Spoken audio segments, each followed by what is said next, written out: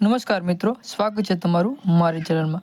Gujarat police constable જેની અંદર open category એટલે કે જનરલ કેટેગરીનું મેરિટ કેટલું અટકશે, જેની અંદર 2022માં કેટલું અટક્યું હતું અને 2025માં કેટલું અટકશે તે આપણે આ વિડીયોમાં જોવાનું છે.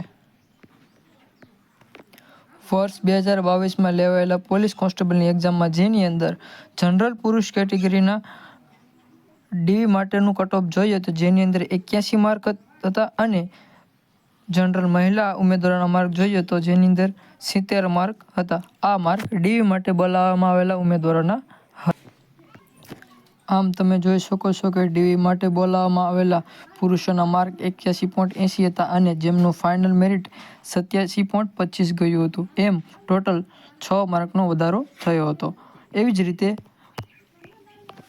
મહિલા ઉમેદવારોના કટઓફનું માર્ક જોઈએ તો જે 70.360 હતું, જે વધીને 79.50 થયો હતો.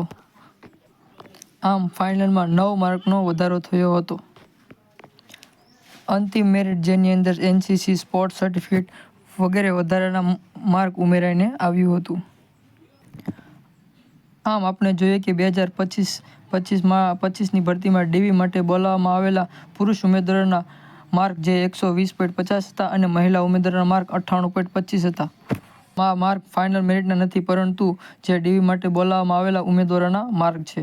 હવે આપણે અનુમાન લગાડીને કહી શકીએ કે જનરલ ઉમેદવારોનો માર્ક્સ કેટલા વધી શકે છે. જેમ કે પુરુષ ઉમેદવારોના માર્ક 120.25 છે, જે વધીને 125 આસપાસ જઈ શકે છે, એટલે કે 5 માર્કનો વધારો થઈ શકે છે તેમ આપણે કહી શકીએ છીએ.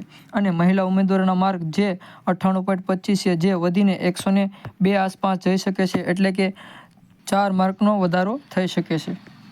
આમ આપણે અનુમાન લગાડીને કહી શકીએ છીએ કે એટલું મેરિટ જશે. આપણે કોઈ ચોક્કસ અનુમાન લગાડી શકતા નથી કે એટલું જ મેરિટ જશે.